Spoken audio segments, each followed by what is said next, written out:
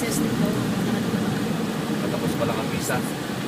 Ano gusto niyo dito na kayo maglakad? Kakatapos lang ng misa. Tignan niyo po kakatapos lang ng misa. Ayan, Sila sasama. social ng mga tao to. Diba sa subdivision, nasa loob mismo ng subdivision, may sariling simbahan. At hindi lang siya basta chapel, ha? Simbahan talaga na daan-daang tao ang pwede magsimba. At nakita niyo naman, mga mukhang mga mayayaman, kahit hindi naman. Nang okray pa to. Ibig ko sabihin, dito, kahit ano, kahit very affordable kasi yung housing, kahit hindi ka ganun mayaman.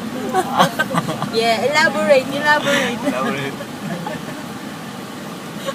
naka-jeep pa yun. Dito maganda mag-business. Diba may jeep pa silang sarili? Magtatahuan kami ni Jane dito. Okay, i-load. Bonnie, no?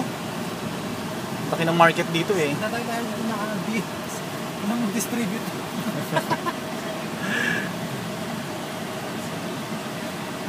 Pagkatapos po nila magsimba, yung mga hindi pa nakakabili ng bahay, bibili naman ngayon sila ng bahay. Kaya kung may mga kaibigan po kayo gusto magsimba, dalhin po ninyo dito. Mas alok natin ng bahay, house their wires.